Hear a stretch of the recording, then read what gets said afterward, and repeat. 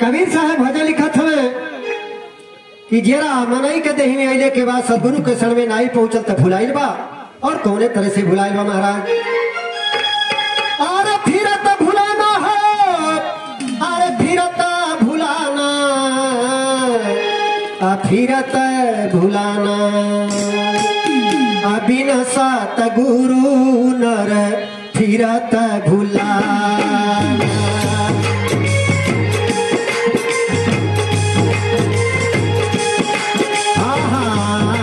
सतगुरु नर फिरत भुलाना।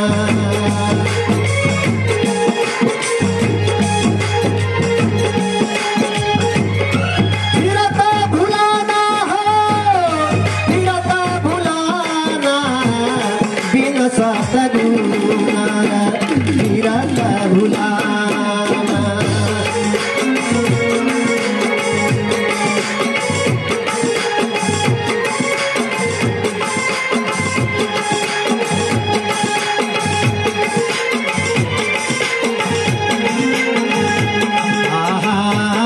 सतगुरु नर फिरत भुलाना।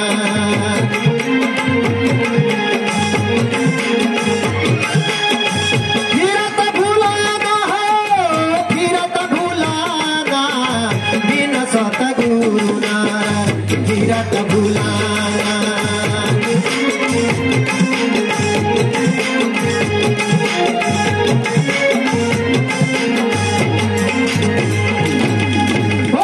बिहारी लाल की क्यों बोलबो कैले से ऐसा है। आप लोग हमें कोर कसर न राखी, जयकार बोलने में कोर कसर न राखी, कैसे हमें कोनो बड़ा घाटा नहीं होला। अरे बहुत संजोग बैठा ला तब जयकार बोले के मिला भगवान के नाम का कहे महाराज। और हम मनई आपो मनई, मनई से कवन बहाना बा, कहना ते राम राम का जयकारा बोलाए मनई। काहे यह दहिया के कवन ठिकाना बा। कल है अब देखली है बेचारा ऐसा बढ़िया से बोलत बतिया तल तरीके में कान का हो गए। या नाते से जयकार बोलने में आप लोग कोर कसर न राखी। बोलिए वृंदावन बिहारी लाल की। ऐसा जयकार बोलल कही बस, इसे आगे नहीं कुछ चाहिए। बिना सतगुरु नर फिरत भुलाना, इजी भुलाइल बा। और कोने तरह से भुलाइल बा उदाहरण दे के कबीर साहब समझावत हुए। उदाहरण में छोड़ का कथा लिखा था महाराज। अरे के हरि सुतिय कलाया गड़ेरिया, पाली पोस के कियो से आना, पाली पोस के कियो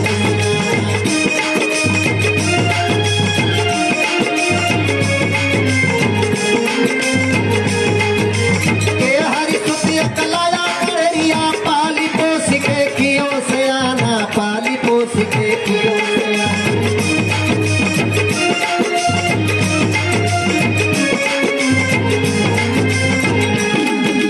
के हर सुते कलाया गड़ेरिया, पाली पोस के कियो से आना। एक गड़ेरिया रहा, आओ करे बड़ी भेड़ी रहे, सारा दिन काम रहे, गड़ेरिया अपने भेड़ी के चरावे। एक दिन भेड़ी सब जंगल के किनारे चरता ली। वही समय बाघे का बच्चा रबन छोड़ कर दादा माई सदरी छुड़ गई। अकेला है और बहुरियात रहा। गड़ेरिया के जब नजर पर ओके पकड़ ले आई बच्चवा की जीव मोह उठल, अपने घरे पाले पोसे लगल। धीरे धीरे समय बीतल। बाघ अपने जवानी अवस्था में जब जाए, सब बढ़िया बब्बरी नौ कुंजल बाघ तैयार है। देखला पर डर लगता, अरे बाप रे बाप, बघवा पावे तब दूर के खा जाए। लेकिन बघवा का करता महाराज, अरे कर किलो लचर या जयम संग, कर किलो लचर या जयम संग, सीताराम सीताराम सीताराम। ओ जब बोला तब राधे श्याम, ओ अंत समय पर आई काम। वो बघवा वही भेड़ी का सगरी खेला था। काहे बाघे का काम अगर भेड़ी के पास जाते जूता तुर के खा जाइए, लेकिन एक बार वही भेड़ी के सगरी खेला था। अपना मारा मैं अपना ही जाना,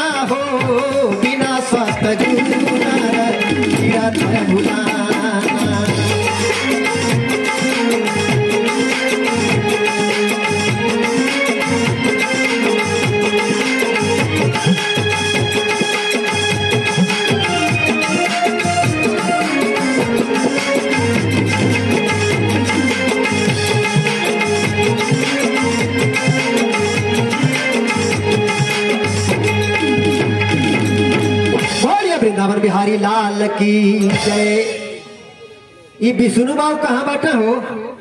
अब खिया पिया छुट्टी नहीं बोल कहा विष्णु बाबू? अगर आवाज जात हो तो आवल जहरिया बहन खियौले पियोले जाता। हाँ, कथा में ध्यान दे जा। वो बाघ है अपने आप के समझ नहीं पावता कि हम होई का। वह हाल है जीव के बाद 84 लाख जोनी से छुट्टी पौलस कैसो मनई के देही में आई, लेकिन मनई के देही में आइले के बाद भी अपने आप के समझ नहीं पावता, एकदम वही तरह से भुलाइल बा। लेकिन धीरे धीरे समय बीतल जात बा। एक दिन भेड़ी सब जंगल के किनारे चरत हली और वही समय पर एक घटना हो गई महाराज। लेकिन घटना का भइल बा, अरे मृगपति एक जंगल से आयो, ताही देखी वह बहुत डेराना, ताही देखी वह बहुत डेराना।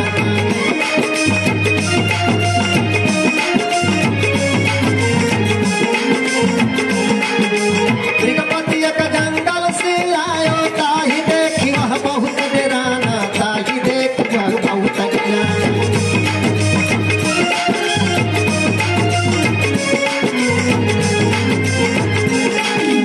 मृगपति एक जंगल से आयो, भेड़ी सब जंगल के किनारे चरत हली आ वही समय पर जंगल से एक बाघ निकल।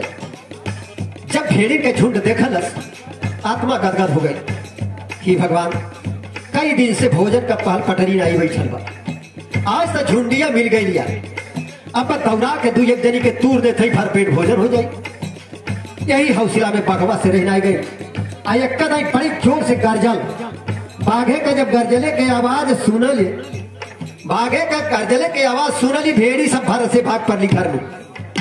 लेकिन जो बघवा रहा भेड़ियन के संहरिया वाला, वो बघवा भेड़ियन के संहरी भागा था। जंगल वाला बाघ जब देखा था तो सोचा था भेड़ी तो हमारे डर के मारे भागा थी, लेकिन बाघ काहे भागा? कुछ ताल में काला बा, आए के पता लगावे के चाहिए। भेड़ी का चिंता छोड़ के आ दौड़ा के हुई बाघ है राम के बघवा पकड़ लेता। आज जब पकड़ा गई तो लगल हाथ गोड़ी दोहाई धर्म अवतार के, दादा हमें मारा न छोड़ दे जाए। तो भगवान डांटा था, भाग चुकी देखा है रात में। अरे जैसे जंगल का राजा हम है बाघ है, वैसे तहु जंगल के राजा है, हमरे तोरी कौन डर लागल बा? अरे भेड़ी तो डेरा के भागत है हमसे, ते काहे डरात है? भगवा कहत रहे हमें समझावे, हमें सच पहाड़ा बहुत पढ़ले हैं, हम बुझत है काहे हमें समझावत हवा। अब तारीखों विस्फोर पड़ा तू जुड़ता हमें तूरी के खा जाइबा। वह हाल है जीव का। करोड़ों जन्म का पुण्य उदय होला तब कहीं संत महात्मा का दर्शन होला। आप लोग इन्हें सोच लेवे कि अपने मारे कहत हुए अपन बात सुनावे के मारे ना। करोड़ों जन्म का पुण्य उदय होला तब कहीं संत महात्मा का दर्शन होला। लेकिन कहीं सत्संग का बात छिड़ गई तो कहीं कहीं ऐसा ऐसा लोग मिल जाए कहले बाबा अरे कितना वेद पुराण रामायण हम पढ़ के बहा दे बड़ी अंदरवा हमारे ज्ञान कसल बा। अरे भैया हम माला भरना आई पहले बाटी, भाई गुरुमुख भरना आई भैल बाटी, नहीं तो अंदरवा जितना ज्ञान कसल बा बात कोनो साधु से पूछते बताना आई पहले। वैसा बघवा हो बघवा के कहता। साधु बाबा क्या करिए, साधु बाबा पर राय दे दिए, लेकिन बघवा जिद्दी ने छोड़त नहीं बा। कलश चलते पानी के किनारे, हमके तो देखते बाड़ी निशन बाड़ी, लेकिन पानी के किनारे चल तनी अपन चेहरा निहार देखता हमसे तनी को कम खासर बड़े। जब जाके पानी के किनारे निहारत हमें कहले दादा जैसा ये बा वैसा हम बारी, जैसे एकर मोछबा जैसे एकर मालपटा गर्दना बा वैसा हमरो बा, एकदम सारा शरीर जैसे एकर वैसा हमार बा। आखिर में से डरात कहे बारी। अरे पकड़ भेदवा को समझायो, पकड़ भेदवा को समझायो, आपनो दशा देखी मुस्काना, बिना सतगुरु तीरथ भुलाना।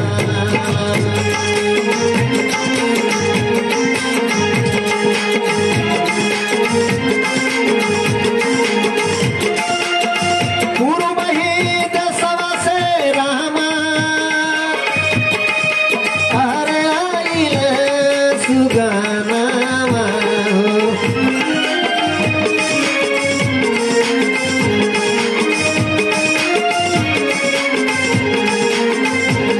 सूखा उड़ा तुड़ा थक के चूर हो गई लहल।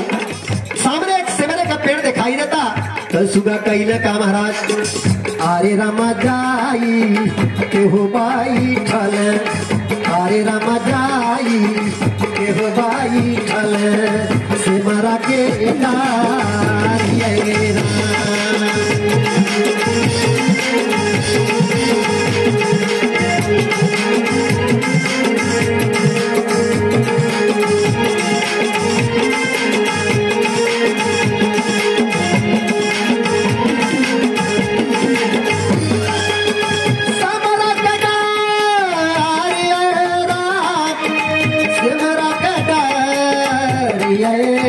अरे रामा जाई केहू बाई ठल से मरा के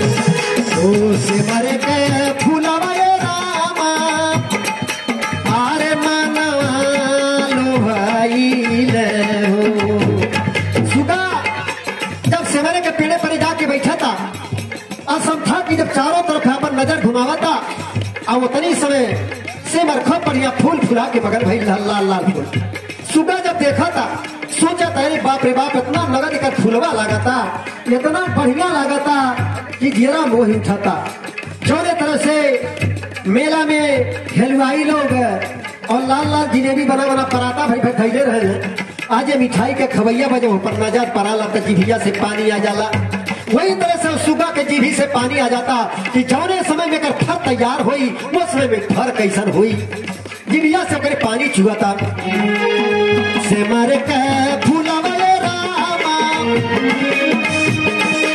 अरे मनवा लो भाई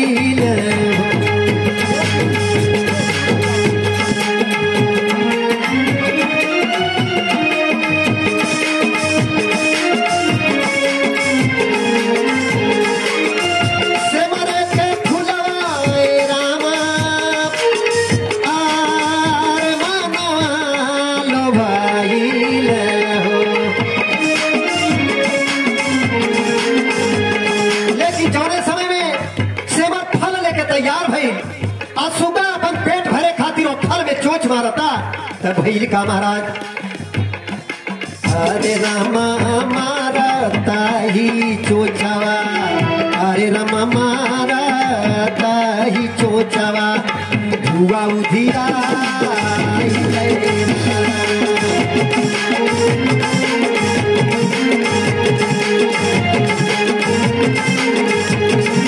अरे रामा मारता ही चोचवा हुआ उधिया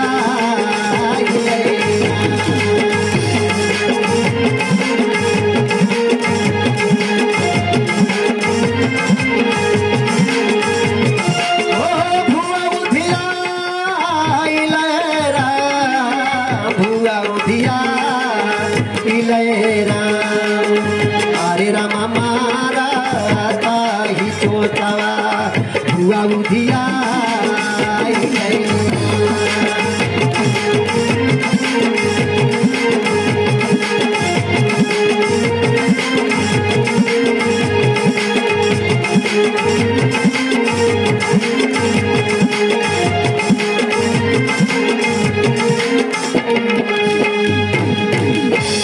वृंदावन बिहारी लाल की सुगा जब चोच मारा था तो मन से भूआ निकला सोचलस की के जना फला खराब हो गई हो दूसर का बढ़िया हुई वो हमन चोच मारा था वहू में से भूआ तीसर का में चोच मारा था वहू में से भूआ ये हाल है जियरा कबा यह मानव जीवनी में आए के जब से जाने लायक भई तब से कमैले के चक्कर में लगल बा अब गिर जाता थी बम्बई वहां बढ़िया कमाई बा पंजाब में बढ़िया कमाई नहीं बा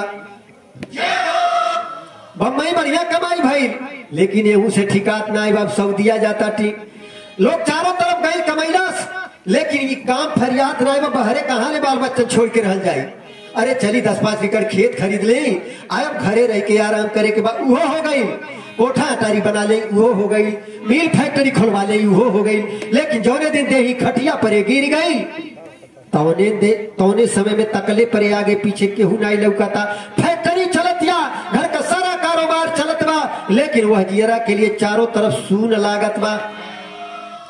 लेकिन देखा जा यह कहला कि मारत ही चोचवा भुआ उधियाइल कि आखिरी समय पर अपने संघरी जाए वाला कुछ नहीं भाई। अगर संघरी जाए वाला मिलल तो केवल अपने हाथे के दान धर्म भक्ति केवल इतने। जैसा कहला महाराज कि खेते में लाख सूखा पड़ जाई, लाख तहारी लग जाई, लेकिन जहाँ खादी के घूर गांजल रही वो बता दे कि यहाँ खादी के घूर रहल। जे दान दहले बा वो थोड़ा तक के लिए जो चूक गई मनई के देही नाई पर कहीं कुकुरा के देही पाई गई तो एक कुकुर बा कि जौने के नौकर चाकर लगल बाटे, तेल साबुन लगता, बढ़िया बढ़िया भोजन मिलता, आ जौन भोजन मिलता कि कितना बेचारे गरीब मनई नहीं पावत हो खाए के। कहीं गोरू मच्छरू का जिंदगी पाई गई ऐसने घरे पहुंच गई कि वही घर केहू केहू के कौनो कौनो चौवे ऐसा रहे कि उन्हें चीथुल बिटूर के लिया के दियाला, आ कौनो कौनो चट चौवा बाटे तो कौनो के दूबा छाट के लिया के दियाला, आ कौनो के वैसे कुल हौदी का तरछट बिटोर के दिया जाई, आ तक कौनो खातिर स्पेशल खरी या चोकर खरीद के आई। जे जौन करनी कहले बा वो तरह से पौले बा।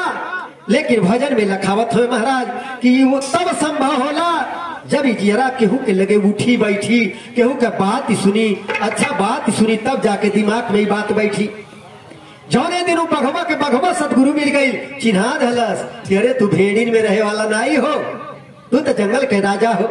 भेड़िन के संगरी छोड़ के अब बघवा जंगल धैल ले बा, जंगल के राजा बन के घूमे लगल। ओके कितना आनंद आयल बा, कहले जे भेली खाई वह तो जानी भेली मीठ होला। ये सदगुरु के शरण में जाई वो तो जानी सदगुरु के शरण में गईले से भक्ति का रास्ता अपनौले से जीव के कितना आनंद मिलाला वह जानी महाराज। और कैसे अंत में लखावत हमें, अरे गुरु प्रताप निज रूप लखायो, सोया नंद नहीं जात बखाना, सोया नंद नहीं जात बखाना।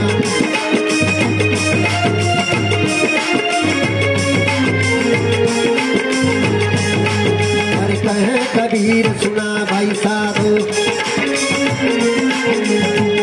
कबीर सुना